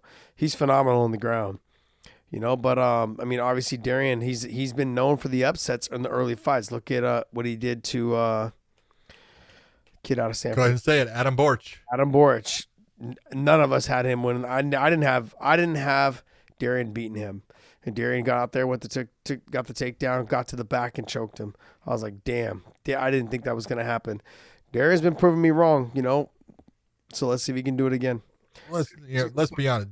Darian, when he gets his head on right and he's feeling good and he's comfortable with the people around him, he's athletic. Now, the one drawback is he does slow down in fights. He does start to wrestle so much that he gets tired and starts to slow down in the top position, doesn't do a lot of damage, and that can work against him. That's what worked against him with Horiguchi. But he's got all the athletic ability in the world. He's got a ton of talent. He just needs to fight smart, go out and do his thing, and he'll come away with a win. If not, Leandro Higo is a man. He's dangerous. He likes to stand and bang, and he's got a good submission game. So this will be a fun fight. He's gonna be Caldwell's gonna be hard to beat in a 3-round fight. Yeah. In a 5-round fight, I can see it, but in a 3-round fight, it's gonna be hard to beat. I agree with you. Leandro Higo out, I think he's got all the ability to do it. If he catches Darian early and often, it's gonna put Darian in positions where he's got to shoot from far away to the point where he may leave himself out of position, leave himself open. So that's a way of doing it. All right, well, John, we got Cyborg versus Leslie Smith. Oh, this is a rematch too. Yes. Okay, this was actually the very first fight that Cyborg did when she went into the UFC, and they did it at 140 pounds. Leslie Smith was the only fighter that took the offer and said, yeah, I'll fight her. And she got hit with a good shot. She got put down. She feels like it was an early stoppage. I can understand why she feels that way. I can understand why the referee stopped it, but Leslie is a fighter that puts a lot of pressure. She has got to put pressure on her opponent to do well in the fight. It's not an easy thing to do in putting pressure against Cyborg, but I do believe that Leslie needs to continue to put that pressure, but needs to keep her back off of the cage. A lot of times Cyborg spins her opponents, and when she gets their back against the cage, she does a lot of work with her knees and stuff, breaks off, big rush, a lot of shots, then back into the clinch and just does this clinch war game where she starts just tearing people down. And Leslie needs to stay out of those situations. If she can get Cyborg to the ground, she's got to, Cyborg's a black belt in jiu-jitsu now, but Leslie's got a very good ground game. She can hang with her on the ground. It wouldn't be a bad thing if she has that opportunity to make her at least have to deal and think about those things. But, obviously Cyborg's the champ. She's going to be the favorite in this, but Leslie Smith is as tough a fighter as you'll find. I want you to go back and think about Leslie. Leslie in this, it was Jessica I. She was fighting in Mexico. I was refereeing there. I didn't do this fight, but Leslie Smith had her ear split, and it wasn't split. It was split all the way along the edge of it. It just exploded. And, the doctor comes in and says, oh, the fight's got to be over. And she goes, I'm fine. Let me fight. And the doctor, no, he's saying it in Spanish, right? And Herb's like, okay, we're going to call a fight. And Leslie was pissed. This girl is a gamer. She is tough as hell. She is a veteran of women's fighting, and she's going to bring it. She's going to go after her, and I love that about her. That's fucking disgusting. He's showing the ear. Disgusting, man. Yeah, it was a good one. Yeah, I remember seeing the Sakuraba, right? His ear when it got caught in the cage in Japan. Yep. That was gross. Take a look at that ear, man. That's a thing of beauty. Look at her. She's saying, I'm fine, man. Yeah, you guys can look it up. It says Leslie Smith versus Jessica I. And you can look it up on YouTube. Check it out. That's a thing of beauty. Yeah. Just fucking threw up in my mouth. Jeez. Yeah, I don't see this fight going her way. I'm going to cut to the chase. I'm not going to beat around the bush and eat around the tush. Okay, I'm just going to be honest. This is exactly what I don't think. I don't see. Look, then again, I didn't see how Chandler could lose. Oh, there you go again, man. But guess what? You know what I mean? So hey, let's just call it what it is. I mean, Cyborg, Leslie's going to walk forward and Cyborg's going to touch her. Yeah. That's the thing. She's going to run into the power. And Cyborg doesn't get tired. And Leslie, she does tend to slow down because she puts so much pressure. but she puts sometimes careless pressure. She just walks forward and throws, There's no rhyme or reason behind what she does. And so when I look at this fight, I'm like, look, she has a chance, but she's got to get to the point where Cyborg makes a mistake and she can get her down and potentially just wear on her a little bit. But I don't know if that's going to happen, John. I mean, I'm just being honest. I understand. It's going to be tough, man. It's going to be a tough fight for her. But Test. If you're looking at someone who will go in there and basically has there's no fear of Cyborg. No. With Leslie Smith. She is that person. She comes and puts a ton of pressure, and it is exactly what you said. Sometimes it's the pressure she puts is not all good. She takes a lot of shots. Yeah. While she's putting that pressure, and you can't take those kind of shots with Cyborg. You got to be smart in when you're going to put that pressure, how you put the pressure, and how you're going to defend, and what head movement you're going to use coming inside to put that pressure to land the shots that you want to do. So, can Leslie do that? She can do that. I've seen her in wars with a lot of people, but obviously she's the underdog in this fight. But that's why you fight the fight. You never know. Yeah, we're gonna see. All right, guys, go to mybookie.ag, use the promo code weighing in, and they're going to give you some extra cash and extra spending for this weekend's fights. We just talked about them, so you guys now can go on mybookie.ag and use the promo code weighing in and get that little extra cash to bet on some of the fights we just talked about. If I was to go back through here, and I don't want to give you guys too much information, but fun fights to bet on would be the Austin Vanderford versus Fabian Edwards. That'd be a great fight. Look at the Alfie Davis versus Shoblie, if you can get betting lines on that. And obviously the Rob Font and the Cody Garbrandt fight. Great fight as well. So those are fights that you guys – and what was the other one? Shabazian and – Shabazian against Hermanson. That's a great fight that, you could pick up and vote on – or not vote on, but bet on as well. You can vote on it too if you want. Go ahead and vote on it.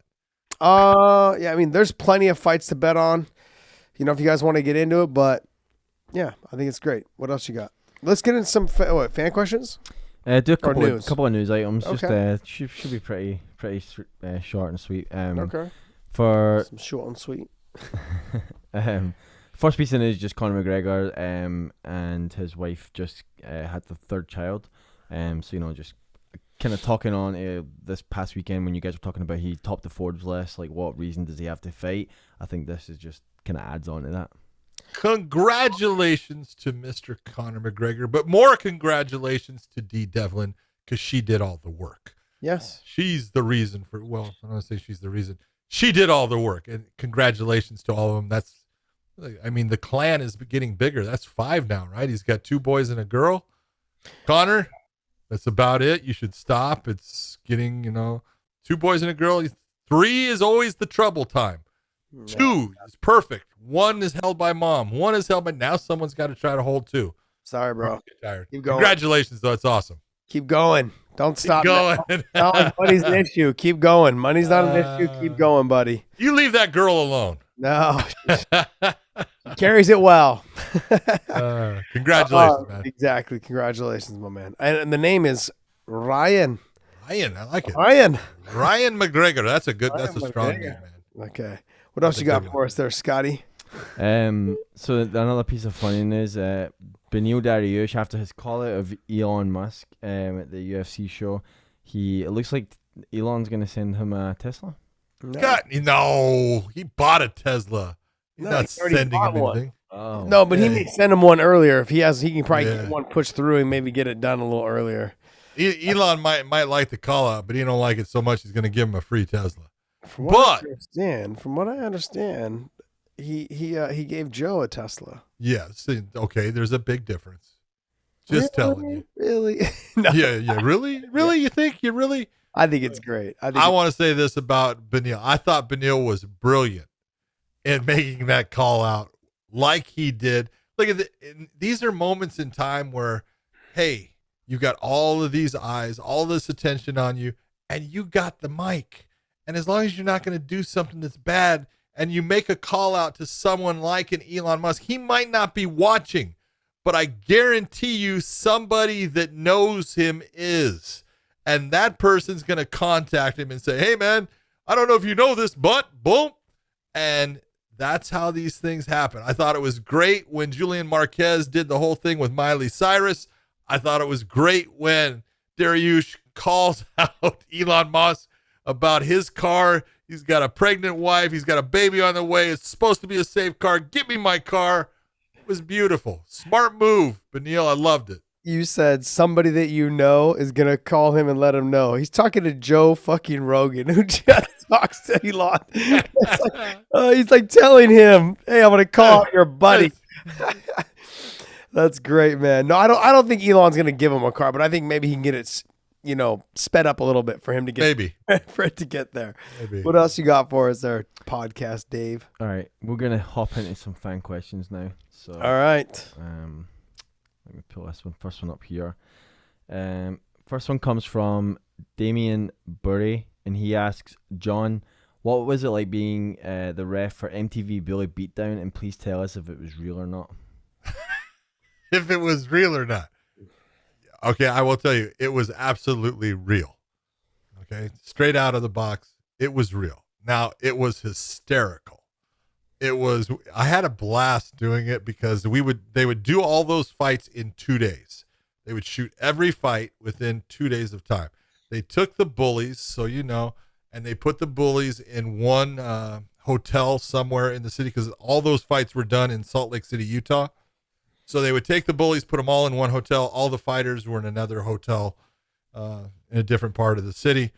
So they kept things kind of separated there. The bullies had zero idea of who they were going to fight or who they were going to be matched up with. They had no idea at all. I had one instance that was classic where it was the second day and I'll get into it a little bit.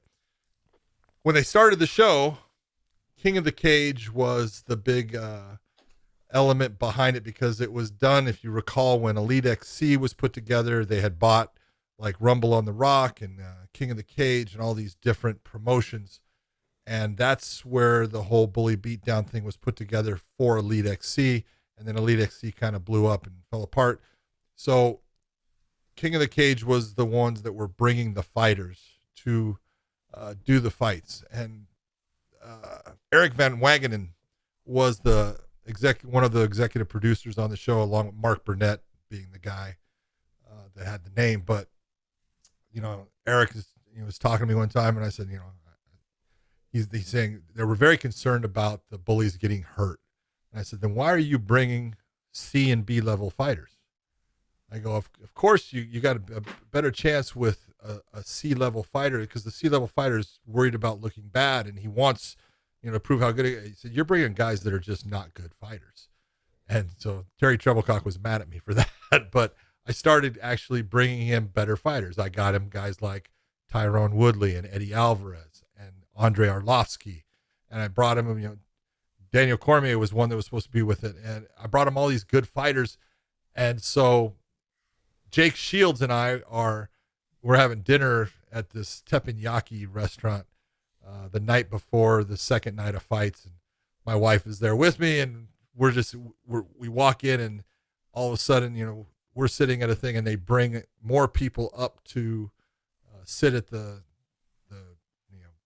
cooking spot that we're at. And these guys are all decked out in tap out stuff. And so you knew right away, well, those are that's some of the bullies, at least one of the bullies. And this guy is talking, and all of a sudden he's saying that, he knows, who we are, and, he lives right by my gym. And the only reason he's doing this is to make money so he can buy a membership at my gym. Right. And I go, what are you talking about? That's why you're doing this? He goes, he says, yeah, he goes, you don't understand. He says, I am so physically strong. He goes, there's no one that you guys can bring that is going to be stronger than me. He goes, so all I have to do is just hold on to people and stop them because I get that money then. He goes, so as long as, you don't bring me, and the guy he was going to be fighting was Andre Arlovsky. So, and he goes, as long as you don't bring me someone like, a guy like an Andre Arlovsky, he goes, I'm fine. Right. Jake Shields kind of looks at me, and I said, well, you don't have to worry about that happening. He's obviously not going to be in this. He goes, exactly. So the next day they bring that guy out, and then they walk out Andre Arlovsky, and he looks and he goes, oh shit. So that happened all the time. I would take in, I had Eddie Alvarez come for one of them. And there was a guy who is, one of the bullies, and let me explain the bully part so people understand. There was 3 types of people that were really on that show. There was people that were actually bullies, that were dipshits, that thought they were tough and, took advantage of someone. That was true. There was some of those. There was also the ones, and this is one of these guys, that they had a friend, and the friend knew that their friend could fight because they were training as a mixed martial artist or a boxer or whatever they're going to be. And so they decided, they got together and said, I'll tell you what, I'll say that you pick on me and you fight, we'll split the money. Right. And so you would get those guys, and then you would get the guys that they didn't give a shit about, not knowing how to fight. They weren't a bully. They just wanted to be on TV. And so this was their way of getting on TV. But the second, type of guy there was one that came on. I knew his brother, and his brother was a good mixed martial artist. And I looked and I said, what are you doing? Right. And he says, he says, I'm not training anymore and stuff like that. And I knew he had trained with Marco Huis down at Marco's school. And I said, okay. And so he was supposed to, fight someone. I said, hey, we're going to switch this one.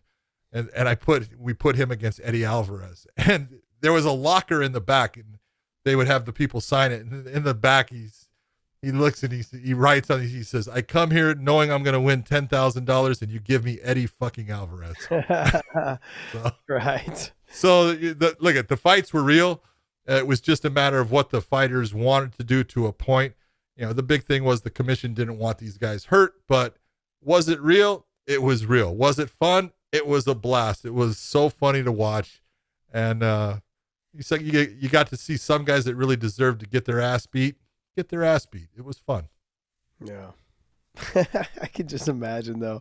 Good question, though. The look on that guy's fucking face when Arlovsky walked out. That was the best, because they had no idea. They would walk the bully through one entrance, and they would have him standing in the cage, and then they would do the introduction of the fighter. And that was the time when the person got to know exactly who they were going against. That sucks. That sucked for him. That's good. Dave.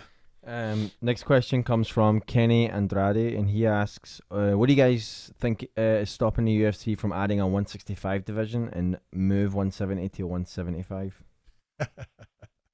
Yeah, Josh, what do you think is keeping that from happening? I think Dana's just being stubborn. I think he wants to just keep it the way it is right now because it's less work. And I honestly, I've had this conversation with Rich Chow a couple times because we've talked to Rich, but I've talked to him, I don't know how many times, probably at least 10 times. And it really just comes down to, like, you don't want to water down what you already have in that division. Now, I don't think that you would water it down. There's plenty of talent there. You would just have to sign more talent, though, which means you're on the hook for more contracts. And so, and more fights. It just, I get the kind of perspective that Rich was, when Rich was having this conversation with me. He's like, look, if we did it right, you're taking your 55 pounders, and let's not say you're not cutting them in half, but I'm taking like 3 or 4 of those guys to create a division for 165. Then let's say I'm taking 3 or 4 of those guys from 170 and I'm pushing them down to 165, and the rest of them are going to 175. So now I've kind of diluted the 155 a little bit and diluted the 175 a little bit to create a division in the 165 that may not be all that great, because you're taking guys that are tweeners in the middle, and sure, they're good, but it doesn't mean that those guys are going to match up well with each other to build something around. And so you're looking realistically, it's going to take you a good 2 or 3 years to build a good weight class out of that for people to really care. Now, I'm not saying that division wouldn't thrive, but your 175 may suffer, or your 155 may suffer. So whatever you're taking from these other 2 divisions to fill in that one spot, one of the other 2 divisions that are normally your mainstay may suffer. And so that's kind of where I think Rich had got me. It was like, okay, I get it. And I had heard from buzz. I had heard a lot of buzz around the UFC that there was talk and conversation about it happening, because you had guys like Nate and Masvidal and Conor and all those guys that they wanted to not make 155 anymore, and they wanted to fight somewhere in the middle, but 170 was not the weight for them. And then you had some of the guys that were struggling to make 175 or 170 that could have used that weight at 175, whether it was Gastelum, Darren Till, but there was guys that they knew were younger and marketable, and they knew they could build on them. So there was talk and buzz, but then that all just fell to the side, I believe. Or maybe I just got wrong information, but there was people that worked for the UFC that said that they were talking about it. Now, I don't know how far along they got along with it, but it doesn't seem like it got very far because I haven't heard shit since. So everything you said is right. That's basically what occurred.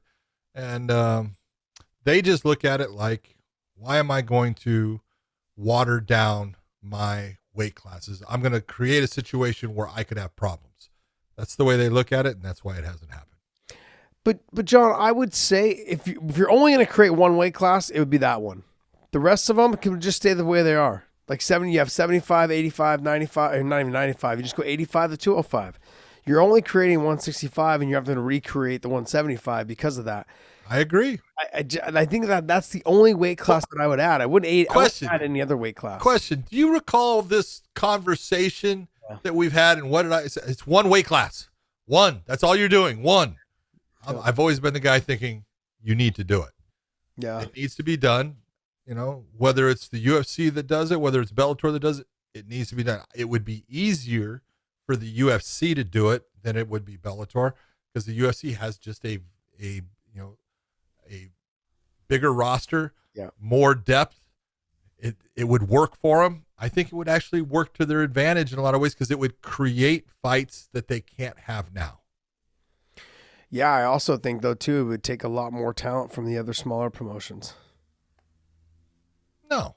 I think it would cause problems now because they're going to have to sign more people in those weight classes. They're not going to have to sign a whole lot more people. If you take a look at what the UFC has at 155 right now on their roster, don't look at the freaking 1 to 15, top. Yeah. Look at what they have for lightweight on their roster. They've got to have 60 to 100 fighters in lightweight. Okay. Then you take a look at what they've got in welterweight. It's got to be very similar. Mm-hmm. Okay. You've got that many fighters.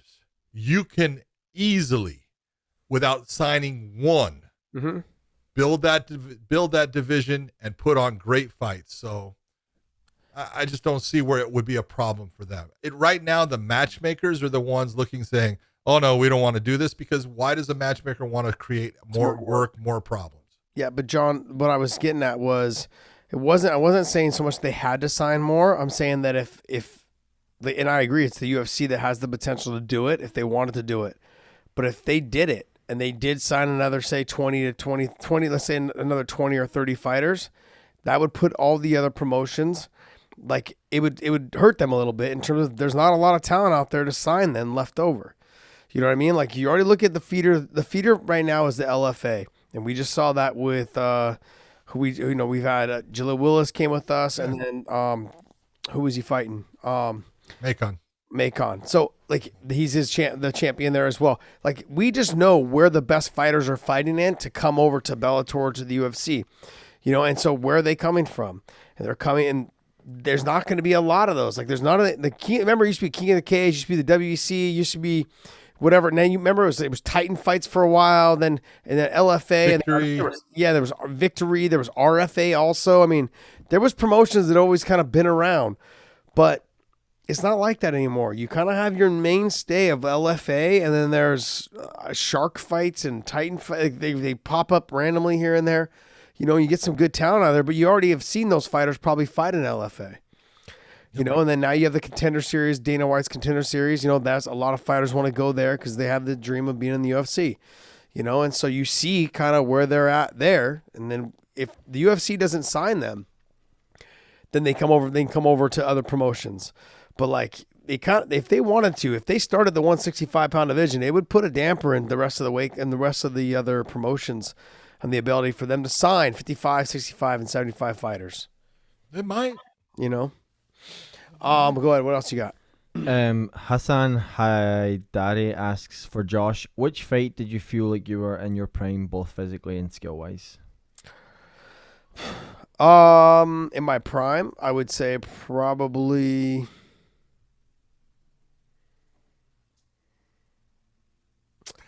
I look at it differently. I look at it a bunch of different ways. Physically, it was the second Gilbert fight. There you go. It was the second Gil fight. I was in phenomenal shape, man. I was in the best shape of my life. You're also in the prime of your career right then. Yeah. Yeah, I was just, the only thing about that was I was coming off the injury. I was like 16 months off, 16 or 18 months off. And you could tell in my technique, it wasn't what it was before I left. If I would have fought Gil again, like we were scheduled to fight after I got injured, I broke my ankle, have a plate in it, 9 screws, all that shit. Had I fought him, I would have beat him again before that. Because he wasn't, after I beat him, he wasn't the same fighter for about 3 or 4 more fights. And I got injured for those fights, and he had fights in between there, and he got better. And so he figured out his way to compose himself and not fight reckless and careless and just walk forward. And he figured out a way to beat me, learn how to catch kicks also. So there was a lot of things. That, but I figured that fight was probably my physical best, the best I've ever been in physically. But technique-wise was probably the first fight with him. I'd say probably the first fight. My push kick was on, my body kicks were on. Everything was on point. For that fight. After I got injured, because right after that fight, I broke my ankle. I couldn't kick to the body anymore because every time they blocked or hit the elbow on the plate, fuck, man, it was like crippling me more than it was them. So I couldn't kick to the body anymore. So I still have a plate there, and still, like, sometimes even when I was kicking the bag, like the skin would roll over the plate and it just hurt real bad. So there was a lot of things. I mean, there was a lot of injuries that came in after that, and I just had to make adjustments to my game. So I felt like I was never the best after that.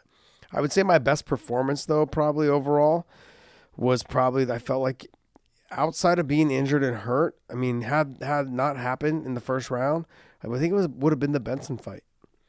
I mean, that first round was exactly how I felt like the rest of the fight would have went had I not torn my wrist and my thumb and everything else. I mean, I just couldn't get grips. I couldn't do anything. I went to lock hands. I went to like get takedowns and it just slipped right out and fell right out. I was just like, it just wasn't the same anymore. So it was a weird, but I felt physically really good for that fight. It felt like my grappling was really on point. And the fight that I always wished that I would have got was that Pettis fight over that, because I had just rolled that game plan into Benson. And you saw kind of how it was working for the first 2 rounds. And then after that, it just fell apart after my wrist and thumb. But it is what it is. I'm where I'm at now because of everything fell the way it was. And so I'm happy. I'm happy about it. What else? All good. Jason Padilla asks, Big John, how do you deal with stopping the fight due to joint manipulation if somebody doesn't tap? Jason Padilla, that's a great question. When you're talking about joint manipulation, you're basically talking about arm bars or Kimuras, Americanas, knee bars. We're talking those types of things, not finger manipulations. Like I know some people are thinking can't do that. But in the back, when you're talking to fighters, you're telling them, look, I will let you work your way out of any submission, but there's certain things that I can't have. I cannot have you scream. If you scream out in pain, that is the same as a verbal tap. I'm going to stop your fight. If you allow that submission to actually work and you either get a dislocation or a break, I'm telling you right now, you just lost. The fight is coming to an end. Don't let it get like that. If you know that you're not going to get out, let me get you out before you get injured. That's what you would tell the fighters. And with some fighters like a Tony Ferguson, it means nothing. He's going to try to, get himself to a point where he stays with it. But when you see what occurred with Jacare against Muniz, you saw Jacob Montalvo, the referee of that fight. He did exactly what we want you to do. He let it go. And as soon as that thing broke, you could hear it. He could see it. He comes down, stop, and he's stopping the fight. He will not allow Jacare to go any longer. Now, a lot of people are going to ask, well, why? If he wants to continue on, look, when you have a break like that, you have jagged bones, same as you had the fight, Chris Weidman, when he kicks, when he kicked and his foot goes and he steps back, you realize that's a compound fracture. The bone comes through the skin. Well, even though Jacare's bone didn't come through the skin, we'll say, and someone actually told me it did, but I'm not sure that it did. But if it did, that tells you something. You're talking about what that bone can do inside of the arm if you allow the fight continue. It can cut and tear arteries. It can do all kinds of bad things. If it comes through the skin, you're talking about terrible infections with the bone and things. This is a fight and it's sport. It's not something that is to the death. So we'll get people to say, well, if he wants to continue on, no. if you go and you watch, one of the first ones that was really horrible to watch based upon the referee not doing what they were supposed to do. Go back and watch Strikeforce and watch Ronda Rousey versus Miesha Tate. I'm going to ask you about that. Okay? Go back and watch that fight, and you'll see that Miesha is placed into an armbar, and then you see her arm get sublugated, meaning that it dislocates. You can see it. Any moron knows that he's looking at a dislocated elbow, and the referee allowed her to continue on to the point where she eventually had to tap as Ronda twisted her arm backwards. That was a horrible job by the official. He did not do what he was supposed to do to protect the fighter. The fighter got put into the submission. The submission worked. She got beat. It's over at that point. As soon as it gets sublugated, as soon as that dislocation happens, the fight is over. You have lost. So that's how you deal with joint manipulations and bad injuries. Well said. What else you got? Yamisato Naofumi asks, what if Gegard Mousasi never left the UFC? I mean, it's a what if. That's it. Like, all we can do is just say it's a what if. I would tell you this. I believe that Gegard would have eventually been the champion in the middleweight division. I don't know how long he would have been champion, because one of the things with Gegard is he's been doing this a long time. He's got a ton of fights. He is so good everywhere, but he gets bored. And he gets bored with fighting, and he doesn't always have that motivation to go to that next fight. If you'd have put Gegard in the UFC in a title fight, he's a handful for anybody. I'm just being honest. When you look at the ground game and everything, and if you go back and you look at guys that were the title holders while he was there, you're looking at he fought Weidman after Weidman had lost it to Luke, and then Luke ends up losing it. But God, I'm trying to think. Probably would have been somewhere in the area of Whitaker. Would it have been, or before that? Would have been Bisping. Bisping, yeah. Look, I'm just telling you right now, and I love Mike Bisping. He is a tough bastard. He is good everywhere. On the ground, he would have gotten smoked by Gegard. And stand-up wise, they're both.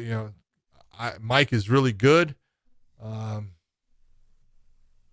Technically, not quite as crisp as Gegard, but he's got game. And he hits with a lot of volume. I would have taken Gegard in the fight. Yeah, just being honest. Yeah, and then it would have got to Whitaker, or it would have got to. I mean, it would have been Dan Henderson around that. Dan Henderson, because remember Dan Henderson fought Bisping for the title. That's right. Yep. Yeah. So it would have been around that time. Yeah. Yeah, because he was on a 4-fight win streak, I think it was, when he came over. Yeah, maybe something like that. Yeah. He's just, you're talking about one of the best that's ever been in MMA. He's that good. Yeah. Yeah, he is. He's you can tell he's getting a little bored, though. Yep. You can tell when he's bored, too. As Brendan Schaub says, he's got that big dick energy. Where, like, some days he shows up, some days he doesn't. He's like, I'm going to come here, fuck some shit up, and head out of here if he wants. And some days he comes, he's like, you know what? I don't feel like doing shit today. I'm just going to sit at the top of the hill and watch all my young bucks fuck shit up. Well, you can talk to Bert Kreischer about the big dick thing with Gegard. He said that on Rogan's podcast. Geez, man. It was hysterical. They're great. What else you got? Next question comes from NJ Lev, and he asks, for both of you guys, Pitbull versus Charles Oliveira, who wins and how? Pitbull's not a 55-pounder. Just because he knocked out Michael Chandler, he's not a 55-pounder. It'd be easier, I think, for him to make weight at 135 than it would for him to You guys, when I said Chandler was 5'6", well, fucking Patricio's 5'6". No, he's 5'4". Yeah, he's not a big. Oh, so I'm giving him 2 inches in terms of he's not a big guy. So like everyone wants to compare the 55. Like that's the thing. This is the frustrating thing for me. Is like when John and I give you guys comparisons between like Bellator fighters and UFC fighters, it's fights that I think that would be good matchups. in terms of like, this is not like fans come to us with like, hey, what about this guy? Who's this guy? It's because you guys are picking the guy that you guys want to see beat the other guy. That's the way. Like that's the thing. Is I'd like to see Steven Thompson and MVP. To me, that's an even matchup. That's a great fight. It's a great fight. But if I was to pick and say like I think like we've said this like a bunch of times, Max Holloway and I think Brian Ortega also, though the two of them are a hard matchup for Patricio. I don't care how you slice it. Depends on how well they fight that day. They're a hard matchup. Now, it doesn't mean that Patricio can't beat him, but size-wise, length-wise, height-wise, all those things. Tall, long, and lanky? Tall, long, and lanky. They're a hard they're going to be a hard matchup for him. It doesn't mean that he can't start you and knock you out. He's got that power. We've seen it, you guys. He's got the crunch power. You guys have all seen it. You guys watch Bellator now because of us, and we thank you for that. But the bottom line is like that's a harder matchup. But if we're saying champion for champion, which is the fight that I would want to see, because they're both shorter in stature, they're both little fire plugs. I'd like to see that fight, between Patricio and Volk. This to me is just not. I have no interest in seeing him fight at 55. The only reason why he fought that fight is because him and Chandler hated each other, and that's why. And Chandler had knocked his brother out. Yeah, but Chandler also was not. Chandler's not a tall guy, and so he knew that like there wasn't going to be a whole lot of concern of him having to punch and reach up. Had Chandler been 6 foot and fought at 155, he probably wouldn't have taken that fight. He probably would have actually still. But I was gonna say now he would have. No, he would have. But I mean, like that's the kind of guy he is. But I'm saying like when we're talking matchups here, like. Him fighting at 55, I have no interest in seeing it. The fight with Chandler was because of all the drama, but I don't see him fighting back at 55 anymore. I see him more or less going to 40 or 35 before I see him going back up to 55. He may defend it one time, I think, just for fun, but because he loves to fight. I don't see it happening, man. Just my opinion. Yeah. I mean, look, this is the way I see it happening. If AJ beats him in the Featherweight World Grand Prix, I could see him fighting AJ at 55 just because he wants to get the fight back, because that's the kind of guy he is. That and if he didn't beat him at 45, though, that's be a tough go at 55, where AJ is gonna be able to put the weight on. Yeah. So, but still, but that's the mentality that he has. And I look at it and say, if you're gonna say who would be the favorite, I think Charles would be the favorite based upon length, very technical stand up where he would stay to the outside and try to pick them apart. Submission wise, I'm not saying that Oliveira couldn't submit Pitbull, but no different than Pitbull could submit Oliveira. They're both very good on the ground. They just do it differently. Yeah. So, but it's all good. All right. Next. One more. Yep, last question comes from Fazzy Khan, and he asks, why are people in MMA so fixated with the GOAT status? I mean, this is such a young sport. We may not even have the GOAT even born yet. Because people always want to know who is the very best. That is just the way that human nature is. They want to be able to pick out that one guy or that one girl that they go, that's the one. That's the person right there.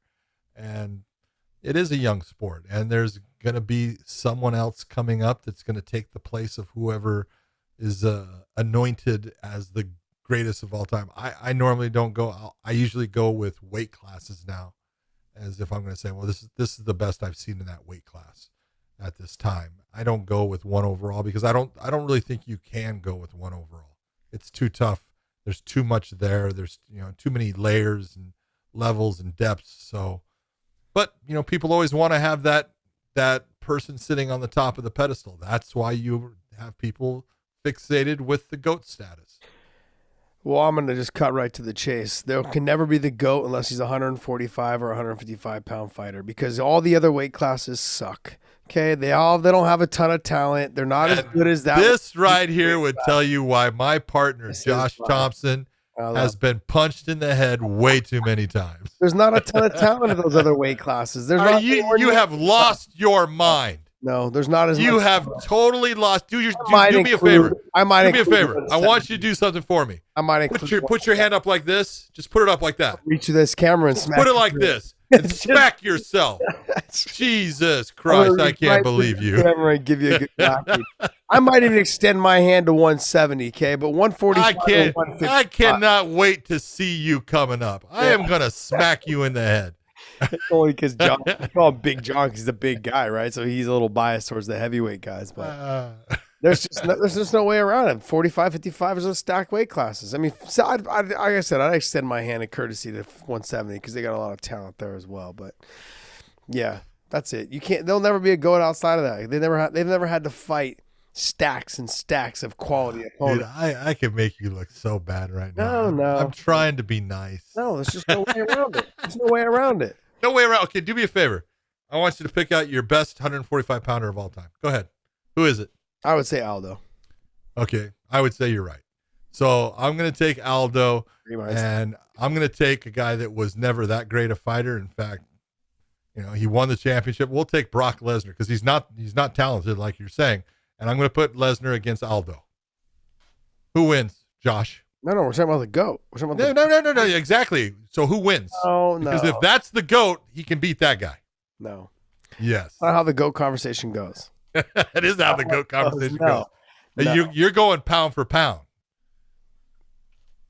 Who's the greatest fighter of all time? Who's the guy that could beat everyone? Wait. Last I checked was GOAT was greatest of all time. Yes. Oh, very good. Okay. Greatest of all, whoever had the most accomplished records.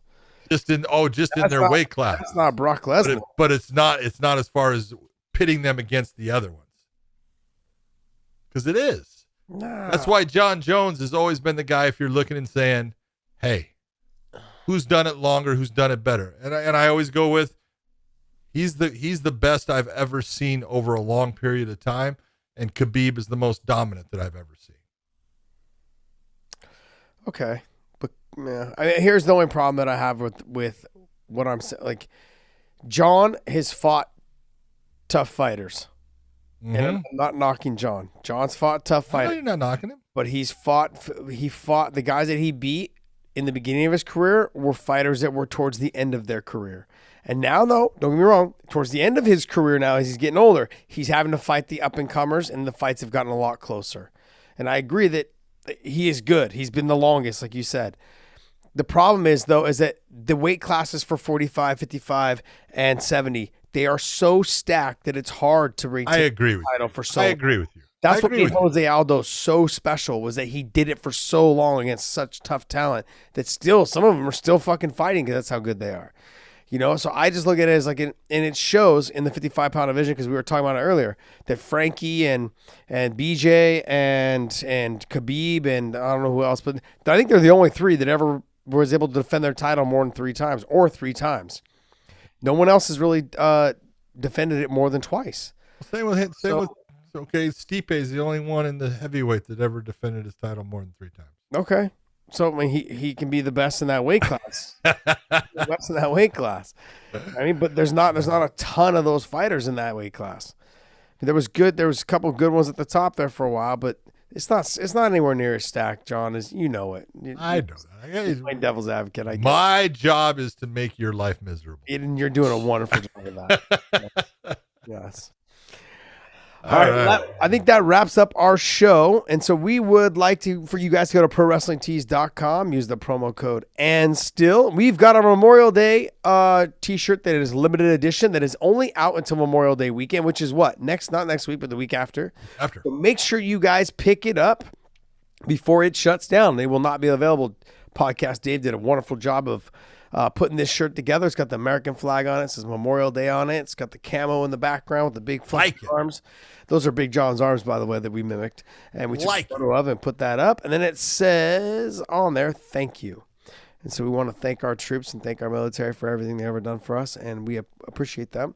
And that is one way to do it. And so we wanted to show you guys that we have that shirt available for you guys on our ProWrestlingTees.com/WayneIn. Use the promo code ANDSTILL. Pick that up.